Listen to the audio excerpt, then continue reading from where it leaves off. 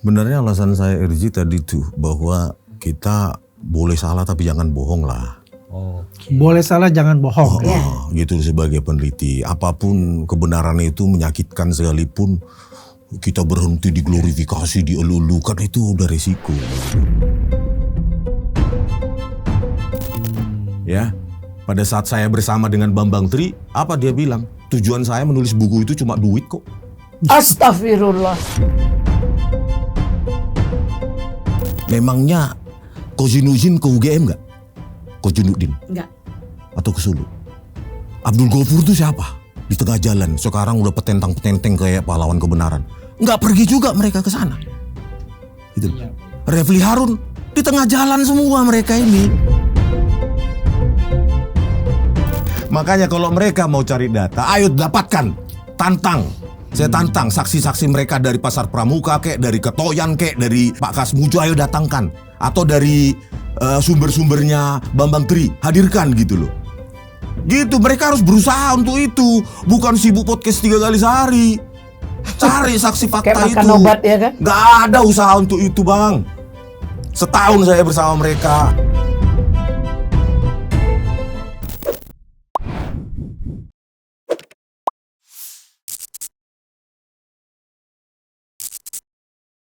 Oke pemirsa OTT, selamat sore. Berjumpa lagi dengan kita di meja yang besar ini. Dan hari ini meja saya kelihatan jadi kecil karena narasumbernya banyak.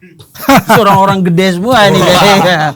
Iya kan? Ada Bang Rismon yang sudah sangat lama kita tunggu kehadirannya di sini. Dan hari ini setelah dari Polda, berkat bantuan dua Algojo ini Algojo Cubi ini ya. Berkat bantuan Bu Eli Daneti dan Bang Andi, akhirnya Abang Rismon bisa hadir di sini. Kita senang sekali. Terima kasih Bang Rismon. Juga, Bang. Kita pernah ngobrol sama lawyer Abang, Bang Jagir. Ya. Dan waktu itu saya pikir kayak tepat nih Bang Rismon milih orang ini. Karena dia punya latar belakang sebagai apa? Mediator.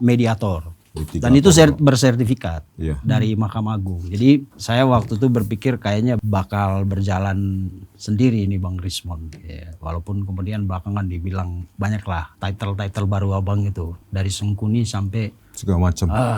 Sampai mumpuni Bang. Oke, terima kasih Bang Rismon. Hari ini dari Polda ya Bang ya? Iya. Apa urusannya Bang? Tapi balik lagi ini judulnya apa? Tempat berkumpulnya Termul ini. Abang kan termul magang. Ya, termul magang. Ini didengkut termulator. Ini termul Madia. Kamu baru katanya. Begitu katanya. Dari Polda tadi ini kan ya terkait dengan buku. Jadi tulisan saya yang di 486 halaman di buku JWP itu sebagai peneliti kan saya harus jujur. Terutama 15 Desember ya 2025 ya, apa yang saya lihat saya jujur saja lah dengan nurani, meskipun saat itu saya takut ya kan, takut lah, tentu saya pasti dicap pengkhianat, itu resikonya pasti dengan segala macam pengikut mereka. Nah setelah itu saya riset lagi, saya coba lagi dengan metode yang sama, terus saya lihat watermarks dan embus ada gitu loh. Nah kalau saya dituduh mengedit dan memanipulasi apa katanya yang ada Gadat Seadamnya itu, Gadat Seadam itu aja saya nggak tahu tulisan itu. Iya. Bagaimana saya mengedit kalau saya nggak tahu, nggak sadar saya ada tulisan, nggak memperhatikan detail Gadat Seadam sebagai security index itu. Tapi devil is in the detail Bang.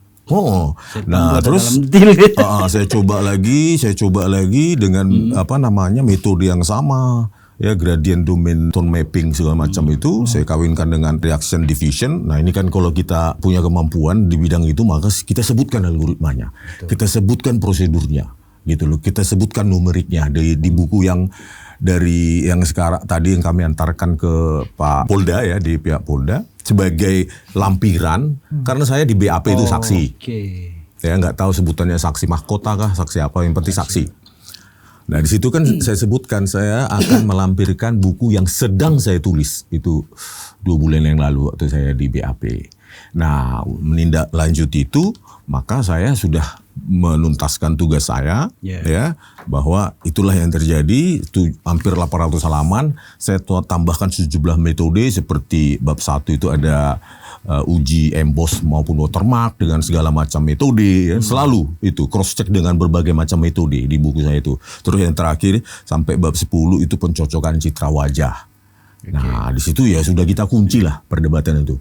Nah, sekali lagi kalau memang pihak sana ingin memperdebatkan, ayolah kita cerdaskan bangsa ini bukan dengan mencibir, menyerang-nyerang pribadi. Nah, ini rencananya kita akan sebar ke perpustakaan seluruh Universitas Indonesia. Bukan apa-apa ya.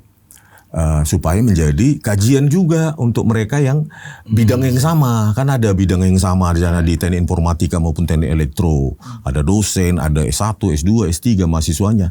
Nah, itu bisa menjadi objek kajian, bahkan bisa menjadi tesis ataupun lainnya gitu. Jadi, pokoknya ya kita tempatkan buku itu sebagai produk ilmiah.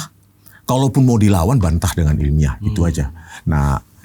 Nah itu selalu kan digiringkan bahwa Rismond ditugaskan menulis itu salah banget, itu fitnah dari Roy Suryo itu ya. Oke. Jadi itu inisiatif pribadi. Inisiatif saya sebagai pertanggungjawaban peneliti siap salah. Einstein pun bisa mengkoreksi jurnalnya. Jurnalnya Einstein mengkoreksi jurnalnya Newton, tulisannya Newton. Bahkan peneliti bisa mengkoreksi dirinya sendiri, nggak usah non fiksi atau jurnal atau sains. Bahkan novel pun bisa dikoreksi penulisnya juga. Itu hal biasa. Tetapi kalau kita bawa ranah penelitian itu menjadi ke dalam domain politik, akhirnya menjadi pokoknya. Pokoknya palsu. Ya pokoknya palsu. Gitu. Ya kan? Siapapun yang berseberangan dengan dia pengkhianat. Kan bukan begitu. Seperti Roy Suryo itu ya, sering membawa skripsi. Saya pegang sendiri, foto sendiri. 15 April 2025 di ruang 109 Fakultas Kehutanan. Memangnya dengan diraba, diamati visual bisa membuktikan itu palsu? Tunjukkan dong ahli telematikanya. Apa prosedurnya, apa metodenya, apa keluaran numeriknya. Itu sebutkan biar rakyat cerdas. Supaya tidak hanya propaganda memenangkan opini publik sehingga nanti ini nggak jadi ke persidangan. Hanya karena publik terpengaruh oleh propaganda-propaganda dia. Seperti ala Joseph Goebbels yang seperti saya ceritakan tadi kan, menteri propaganda Nazi. Gitu loh. Jadi makanya saya paling nggak suka itu kalau penelitian dibawa ke politik dan itu menjadi agenda politik mereka. Padahal penelitian itu biasa salah loh. Baik dirinya sendiri yang mengkoreksi maupun orang lain. Makanya dituliskan dalam buku. Nanti dibahaslah, misalnya saya kirim ke perpustakaan di ITB atau Universitas Indonesia. Nanti dikaji sama mereka. Ada skripsi atau jadi bahan mata pelajaran, mata kuliah mereka. Oh ini Rismond salah nulis ini. Jadilah topik. Begitu yang benar. Mereka akan mengeluarkan, oh metode ini nggak cocok. Atau tidak update. Ada metode yang lebih baru. Dan hasilnya begini. Jadi perbandingan. Itu baru menarik perdebatan. Menarik. Tetapi ya kita lihat sendirilah ya kan. Seperti acara yang paling glamor itu. Bukan itunya esensi metodologi atau metode ilmiahnya yang dipertontonkan. Tapi serangan-serangannya nggak substantif. Gitu loh. Oleh karena itu makanya hati-hati ya. Seperti orang Roy Suryoni ya, dengan gencar, dengan tanpa henti, tanpa lelah. Ya, selalu di TV membawa skripsi ini hanya dengan visual. Indera mata kita, indera perasaan kita itu subjektif, bukan objektif. Oleh karena itu lahirlah ilmu digital image processing, lahirlah ilmu digital forensik, sehingga itu bisa dinumerisasi. Numerisasi itu artinya muncul angka-angka. Angka-angka itu bisa terukur, bukan by feeling, bukan propaganda ini palsu-palsu. Dan itu saya lihat ditelan media mainstream tanpa bertanya. Bagaimana metode Anda menyatakan bahwa itu palsu, skripsi itu palsu? Metode apa? Kalau saya kan jelas, saya mengaku salah. Ada 2 di buku JWP saya yang lama terkait dengan skripsi, yaitu analisa glib dan metode overlapping test gitu loh. Apa itu analisa? Jadi di 2 analisa itu saya mencocokkan bentuk huruf. Karena apa? Pengetahuan saya ketika saya kuliah bahwa yang ada itu adalah dalam bentuk digital font itu Times New Roman yang baru ada sejak tahun 93 di Windows 3.1. Teknologi PostScript sudah type 3 dan 4. Padahal ada digital font namanya Times Roman, keluarga serif, New York dan lainnya, itu mirip dengan Times New Roman, itu nggak saya cocokkan. Dan itu dari tahun 80-an ya. 84. Teknologi PostScript type 1 dan 2 dikembangkan oleh Adobe dan itu ada. Dan itu sudah ada di teknologi percetakan saat itu, apalagi 85, 84 sudah ada, laserjet printer juga sudah ada. Makanya skripsi-skripsi ya yang mirip dengan lembar pengesahan maupun judul skripsi dari seperti Pak Jokowi itu ada banyak. Nah, itu karena mahal saat itu percetakan, maka paling 2 sampai 5 halaman pertama dari skripsi itu. Itu pakai Times Roman yang sudah ada zaman itu. Itulah penjelasan ilmiah dan itu bisa di-search, bisa diverifikasi, tinggal Google. Bukan lewat perasaan, feeling, dan statement-statement propaganda, dan itu ditelan semua oleh media. Padahal media tentu di belakangnya ada ahli IT dong.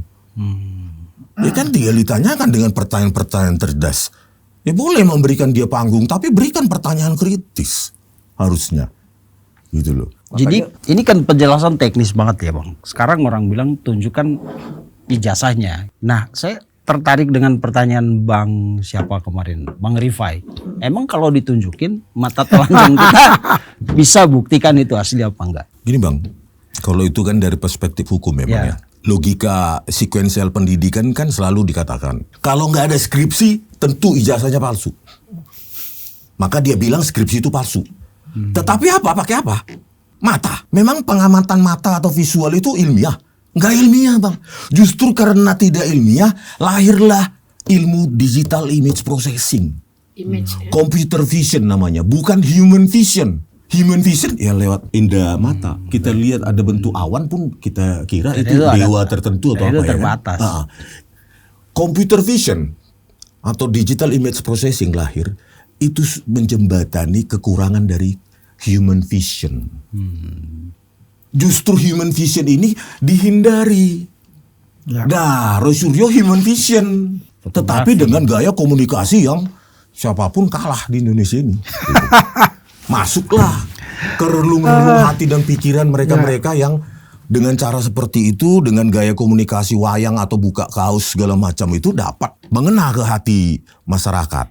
Hiburan. Iya, hiburan. Makanya saya bilang, kalau ini mau dituntaskan secara objektif dan ilmiah, kita harus sidang. Supaya Roy Suryo bisa membuktikan metode ilmiahnya. Metode ilmiah yang diyakini membuktikan 99,9% palsu. Dan ada lawannya ahli dari pihak jaksa atau pihak Pak Jokowi yang sudah di BAP. Nah itu harus disajikan. Dan orang yang nonton itu pikiran kosong aja semua. Kosongkan presumption, kosongkan bahwa ini pasti palsu, ini pasti asli. Kita uji sama-sama di sidang.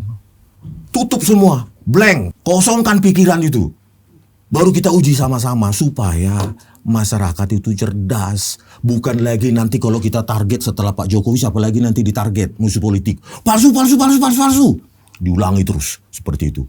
Tanpa ada metodologi ilmiah sama sekali yang mendukungnya. Makanya saya bilang, kalaupun nanti ada sidang, dan saya yakin ada sidang, itu persidangan itu asimetris. Asimetris artinya nggak ada lawannya dari pihak sana. Saya kan sudah setahun dengan mereka. Nggak ada ahli yang membackup mereka. Terutama Roy Suryo. Nggak ada ahli. Yang ada, saya nggak perlu sebutkan namanya, mundur. Nggak bisa membackup dia. Yang bersamai kemarin. Iya, salah satulah yang dia mundur. Kenapa? Nggak ada backup. Kan sains itu artinya apa? Sains itu artinya bisa direkonstruksi, direpetisi, diuji oleh orang lain. Nah bukunya dia 49 halaman itu, kita bisa tahu sendiri bahwa itu cerita. Cerpen atau artikel online. Yang kalau nanti itu dibedah di persidangan ya habis dia. Nah oleh karena itu mereka dengan gencar ini, dengan podcast berapa kali sehari, memengaruhi opini publik. Sehingga publik ini nanti membackup mereka, mendukung mereka supaya tidak terjadi persidangan. Dengan memberikan alasan-alasan, nanti persidangannya itu fitnah, pencemaran nama baik. Pembuktian ijazah itu nggak dilakukan loh. Ada ahli forensik di situ, analog maupun digital, yang akan dihadirkan kok. Dan itu menjadi tontonan menarik kita loh. Saya juga akan belajar dengan ahli yang dihadirkan itu. Gitu, itu menarik nanti Mungkin justru. nggak Jadi, Bang? Karena belakangan kan dulu waktu ada Bang Rismon, argumentasi teknis digital tuh kencang sekali, ya kan. Setelah gak ada Bang Rismon kan sekarang mereka lebih ke kayak asumsi atau Opini.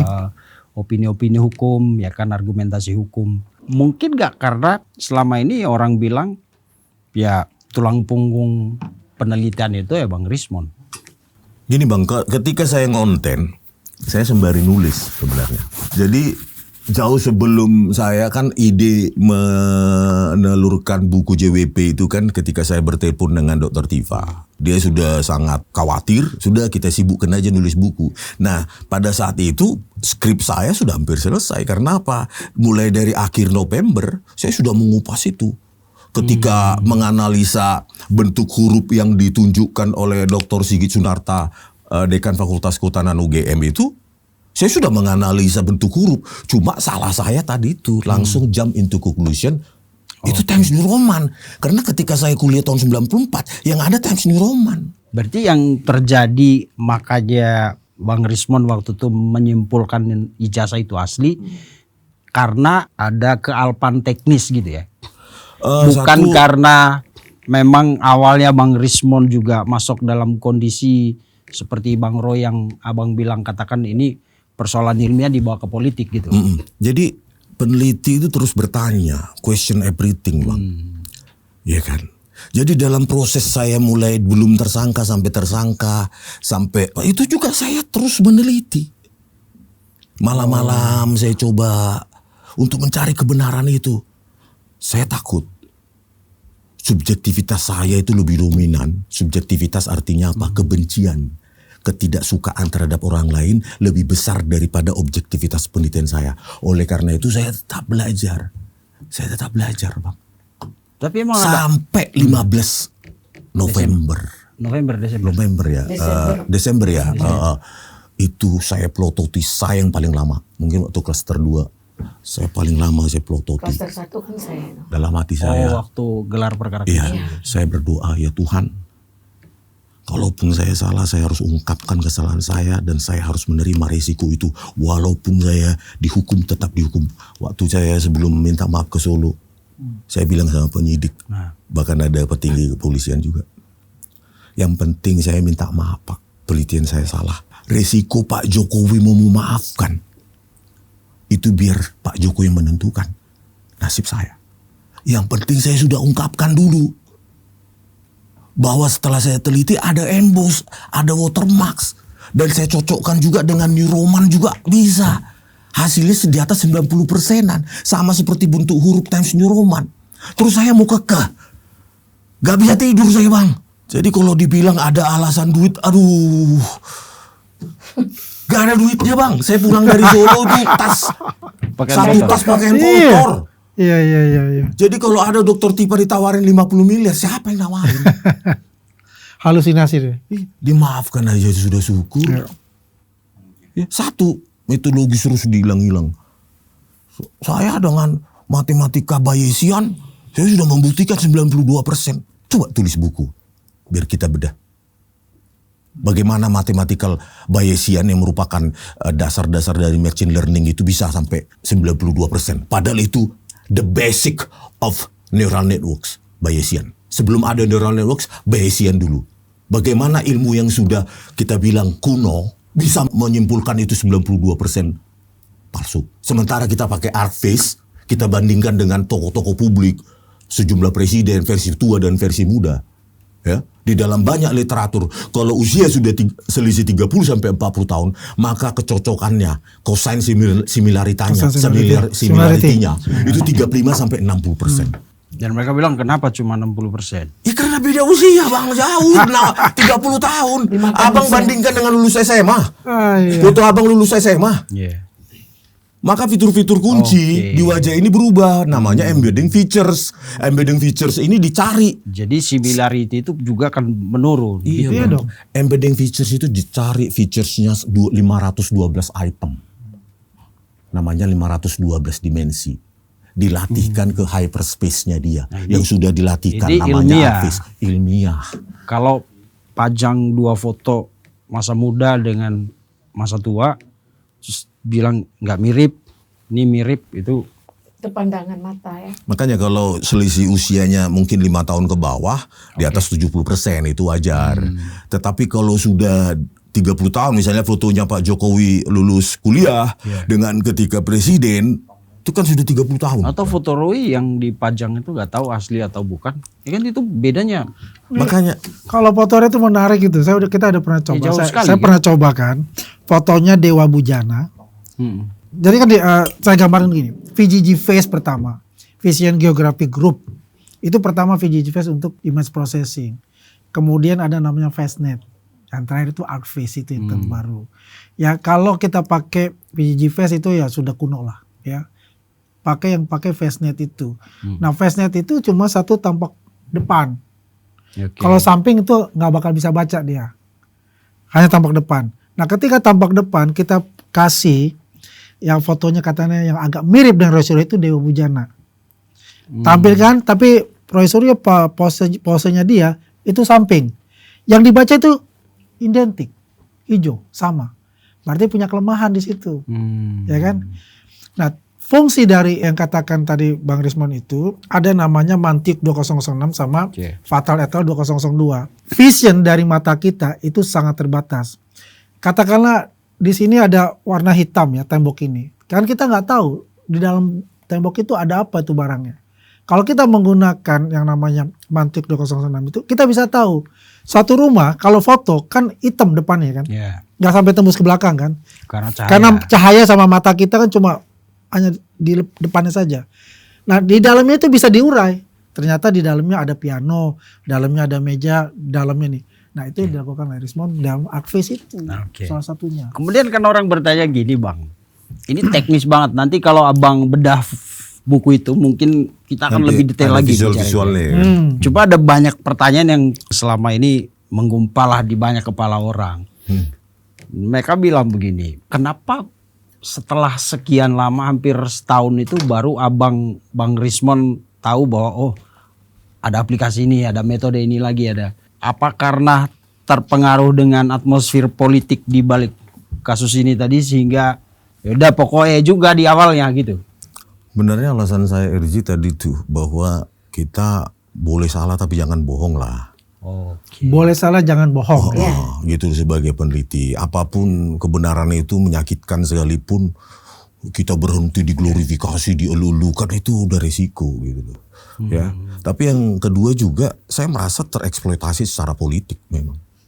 Alasan saya kepada penyidik. Berarti di situ Abang ngerasa ada unsur politiknya. Tentu. Tapi Abang sebenarnya tidak masuk di situ. Cuma merasa kok saya jadi tereksploitasi gitu. Seperti saya sering jelaskan. Saya mengendus itu ketika Kojinuddin dan Gafur Sangaji itu kami bertemu di sebuah rumah makan di Menteng. Itu mereka minta maaf pada saya. Karena statement-statement keras mereka di televisi kan, meskipun mereka bantah sekarang gitu. Tapi ya sumpah aja demi Tuhan kalian ya. Kalau itu saya mengarang. Ternyata mereka minta maaf, statement keras mereka di televisi. Ternyata itu mereka bilang disuruh Abraham Samad. Abraham Samad udah jawab itu. Abraham Samad jawab kan, membantah juga gitu. Terserah mereka, tapi Petrus Celestinus ada di situ. Ya. Petrus Celestinus dan ada satu orang lagi ada di situ. Si Roy Suryo ada di situ. Roy Suryo juga ada di situ. Ya kan, mereka membantah semua. Silahkan. Gitu. Ya, kalau kita menyatakan itu benar, saya nggak takut mereka laporkan tentang saya 100 juga. tahun itu ya? Iya, ada yang 100 tahun, klien saya siap di penjara. Saya bilang, kok bisa kalian tanpa konsultasi dengan saya untuk kepentingan kalian statement keras seperti itu? Maaf Bang, kami disuruh Abraham Samad. Ya kan? Abraham Samad juga saat itu minta maaf. Ya kan? Bahwa itu mereka saya yang perintah. Nah terus dia sebutkanlah ada Jenderal SS segala macam untuk menjamin deponering gitu kan. Nah di situ saya mengendus. Bagaimana mungkin pengacara yang seharusnya intens berkomunikasi dengan kepentingan klien, tetapi dia di remote control oleh seseorang. Oleh kepentingan. Kalau nggak ada kepentingan.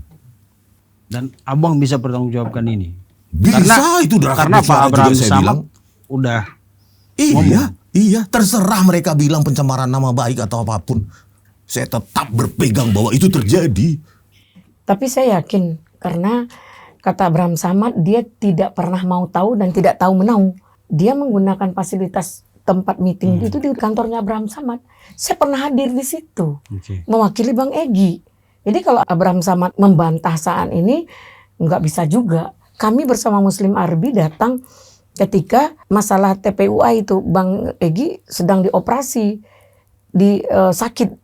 Terus saya disuruh Bang Egy datang. Kemudian saya naik, saya lihat, saya ketemulah di situ Abraham Samad, ada si Menu di situ di dalam ruangan Abraham Samad. Karena saya nggak ngerti, ya kita daripada so hebat, mending pura-pura bodoh lah ya.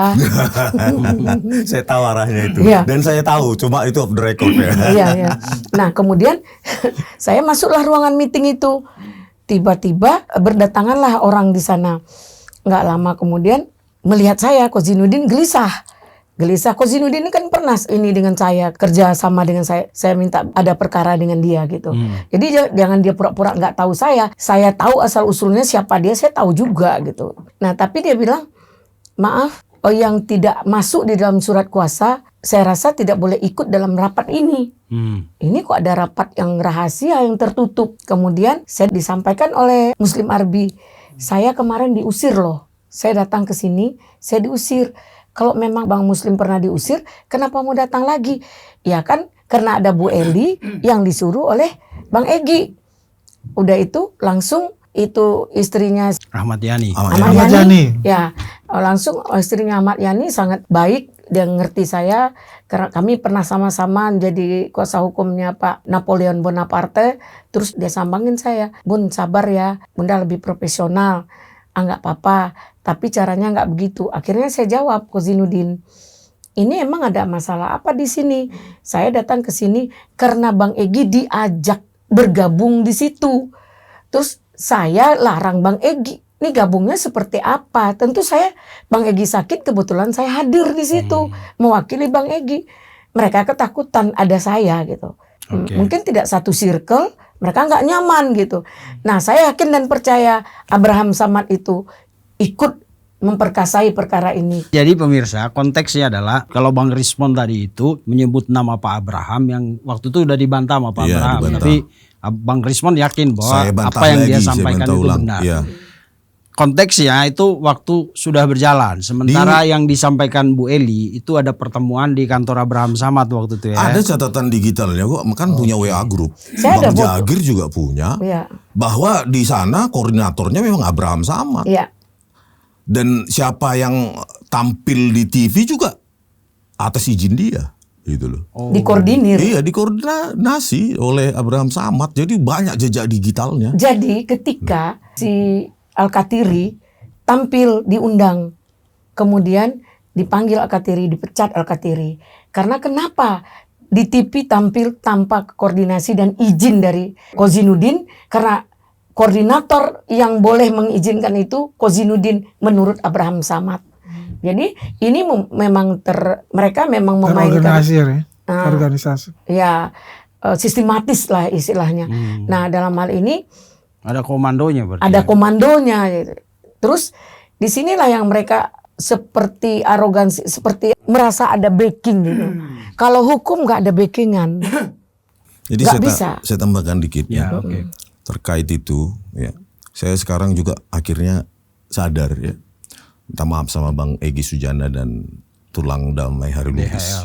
Kenapa saya pikir sebenarnya yang tersisa ini adalah domplenger semua loh nih. Memangnya Kozinudin ke UGM nggak? Kozinudin Enggak. atau ke Sulu? Abdul Ghafur itu siapa? Di tengah jalan. Sekarang udah petentang-petenteng kayak pahlawan kebenaran. Nggak pergi juga mereka ke sana. Artinya apa ini? Refli Harun di tengah jalan semua mereka Nah, ini. tapi waktu di Rakyat Bersuara kan Bang Refli sempat bilang, Anda itu anak kemarin sore. Dia kan podcaster, membaca berita Ya. perjuangannya. Dia nggak pernah ikut. Dia pergi nggak ke Solo? Nggak. Pergi ke Jogja untuk cari data. Pergi nggak dia ke Kotoyan? Pergi nggak dia ke apa namanya Pak Kasmujo. Dan itu abang yang ngelakuin. Iya, jadi seolah-olah dia karena rentang waktu dia membaca berita lama, seolah-olah dia sudah pejuang kebenaran. Ini mereka ini domplanger semua yang tersisa. Nah, ini inisiatornya Bang Egy Sujana, eksekutornya, pemimpinnya adalah DHL. Bang DHL Damai Harilubis gitu loh. Koordinator. Tetapi tertinggal seolah-olah perannya itu mereka semua sekarang. Malah dikucilkan. Iya. Gitu loh. Jadi mereka ini adalah orang-orang yang mengambil panggung di tengah jalan ini. Jadi kalau Bang Refli waktu debat sama abang di salah satu stasiun TV di Rakyat Bersuara lah ya, bilang siap Anda itu anak kemarin sore, kita itu dari kapan kan Anda tahu? Dia kan? cuma raja konten. Enggak, kalau nggak salah itu nggak ada. Jadi kalau dari dulu itu lebih ke konteks dia mempublikasikan, bukan berarti dia udah juga meneliti dari Enggak. Memang begini. Cari data Enggak, ke Vincent. Katoyan enggak. Yang bicara itu, kan saya hadir juga di situ ya. Kalau Iya, nggak iya. salah, anak kemarin sore itu adalah Pak Abraham Samad yang mengatakan itu. bukan itu Bukan. Pak Juga, itu Bang dia juga Refli. Refli. itu sebelumnya Oh, sebelumnya. entah sebelum atau setelah Bang Abraham. Ada di iNews. Hmm. Dia bilang kamu siapa? Dia berdebat. Ya. Ada di iNews. Oh, Padahal itu dia konteksnya nggak itu. pernah cari data, yang ada malah ke kuburan mereka. Iya. Itu abang nggak ikut waktu ke kuburan keluarga No, Pak ya Jokowi? disclaimer ini. Ya, Saya menolak kira ada untuk- abang juga itu. Enggak. Yang Kan ada awal-awalnya Rasul- kan masih sering bareng. Iya, tetapi saya menolak. Kenapa menolak? Loh, apa hubungannya penelitian ilmiah dengan kuburan? Oh ini satu poin yang Iya buat dong, saya percaya jadi bahwa disclaimer saya nggak pernah hadir. Ya pada saat mereka ke kuburan yang ada Rosuryo, Refli Harun dan Tifa dan diantar oleh Uri Baret. Uri Saya Baret diajak yang- Uri Baret. No, apa hubungannya? Uri Baret tuh yang ngancam Yang Pak kemarin, Jokowi iya, itu. yang Tapi begini tuh. tapi ya waktu itu mereka jelaskan apa hubungannya bang ke kuburan itu? Ya hanya mereka yang bisa menjelaskan. Bagaimana saya Maksudnya apa? menjelaskan Maksudnya hubungan ilmiah maksudnya itu? di waktu abang nolak mungkin mereka jelaskan. Oh, Kita harus saya ke kira sana. dugaan saya dia terprovokasi oleh tulisan dari Bambang Tri yang turunannya PKI segala macam komunis, ya bahwa tulisan Bambang Tri inilah yang semua kita menjadi ada di sini, ya. Pada saat saya bersama dengan Bambang Tri, apa dia bilang? Tujuan saya menulis buku itu cuma duit kok. Astagfirullah. Itu Makanya gimana dia ngomong? Pada saat saya ke Pati, ke mana itu? KKN-nya Pak Jokowi. Bukan, Bukan ke kampungnya. rumahnya, Kampungnya. kalau nggak salah di Pati ya. Nah itulah sekitar itu. Ah, Nah saya bawa kan ke Jakarta, Bambang Tri. Bambang Tri, saya bawa ke Jakarta. Nah dalam perjalanan saya nginep di Jogja, terus dalam perjalanan ke Jakarta kan pakai mobil saya lewat tol ya cerita. Karena dia lagi senang mungkin ya kan, karena saya buka donasi di X saya dapat 125 juta dia ya kan. Nah dapat 125 juta dia senang. Pada saat dia senang mungkin semua dia keluarkan. Dia curhatlah di situ bahwa tujuan dia ya cuma duit gitu loh. Nah keluar dari penjara dia pinginnya bergen dengan Pak Jokowi gitu. Jadi kita sebenarnya sudah disesatkan oleh bukunya Bambang Tri. Yang semua itu artikel-artikel itu bisa kita dapatkan secara online, bukan penjajakan wawancara di lapangan, penelusuran. Interview, investigasi gitu bukan. Setelah dapat 125 juta donasi lewat akun X saya bilang, bayar seluruh utangmu, sisakan untuk kita penjejakan penelusuran narsum-narsum yang ada di buku undercover itu. Mana hasilnya? Pret, 0. Ketika kami ke Salatiga masuk dalam, katanya ada temannya Pak Jokowi yang adik angkatannya katanya ya kan. Adik angkatan atau seangkatannya SMA, SMPP 40 atau SMA 6 Yogyakarta. Sebelum sampai ke rumah itu, sini aja, berhenti di sini. Di dekat tambal ban lah kami diturun, kami harus berhenti. Saya saja nanti dia takut ketemu dengan kalian katanya. Enggak bisa begitu.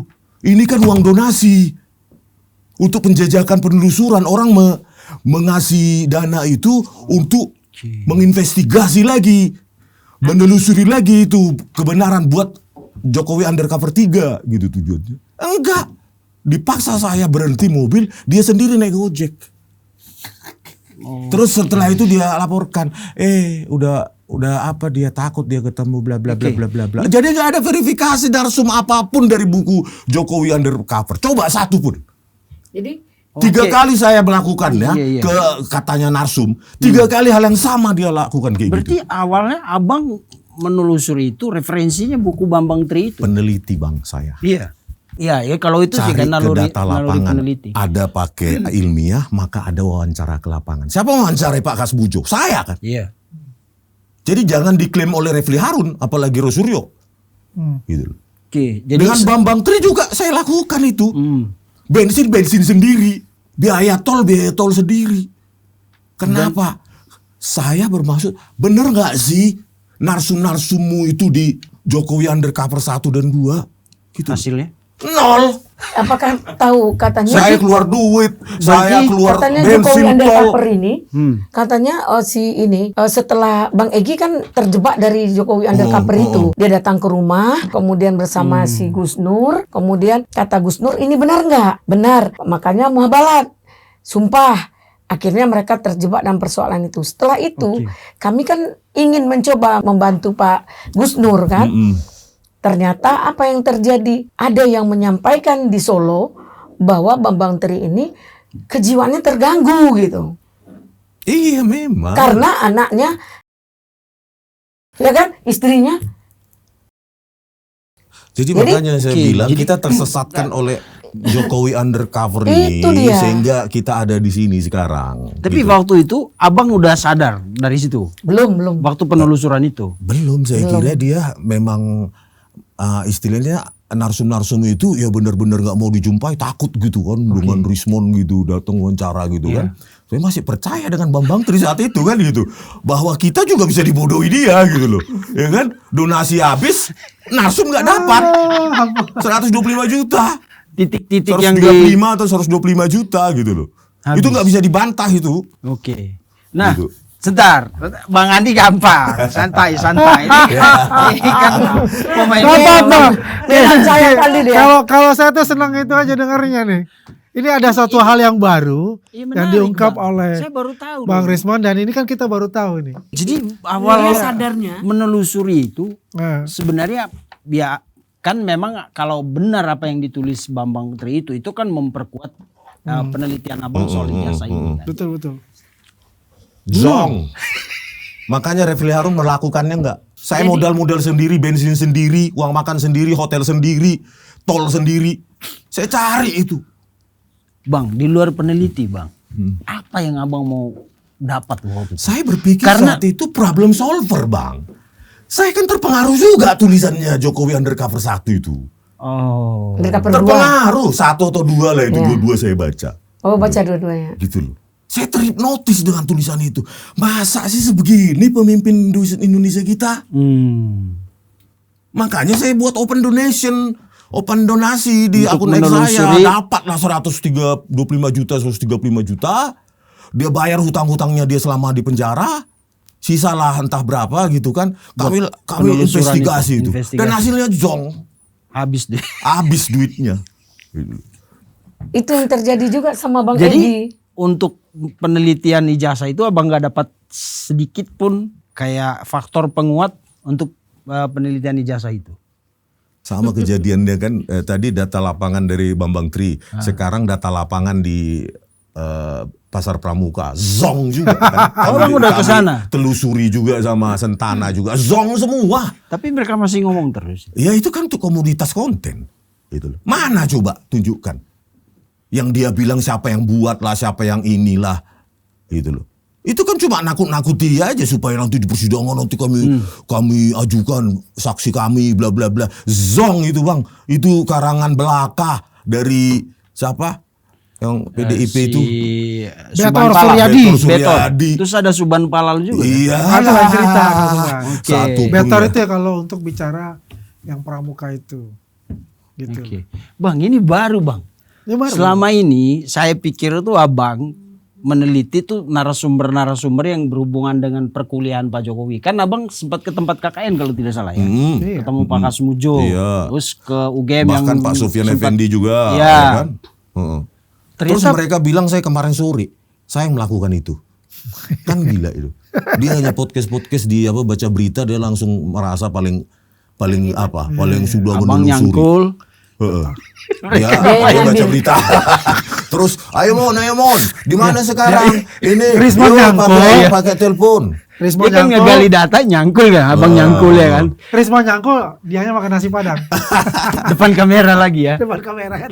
Makanya kalau mereka mau cari data, ayo dapatkan, tantang. Saya tantang saksi-saksi mereka dari Pasar Pramuka kek, dari Ketoyan kek, dari Pak Kasmujo, ayo datangkan. Atau dari sumber-sumbernya Bambang Tri, hadirkan gitu loh. Gitu, mereka harus berusaha untuk itu. Bukan sibuk podcast 3 kali sehari. Cari saksi fakta Kayak itu. makan obat ya kan? Gak ada usaha untuk itu, Bang. Setahun saya bersama mereka. Berani gak mengungkapkan itu? Mikael Sinaga itu sama saya. Iya benar, kemarin dia ungkapkan masalah itu. Ada stempel SMP 40 dalam kurung SMA 6 Surakarta. Iya. Gitu loh. Jadi kita jangan bohong. Itu iya, ada. Gitu loh. Jangan disembunyikan hanya karena itu melemahkan apa mereka gitu loh. Pasti kita pengen ekspresi mengedepankan estetika. kan dokter sampaikan. Jelas tadi mendengarkan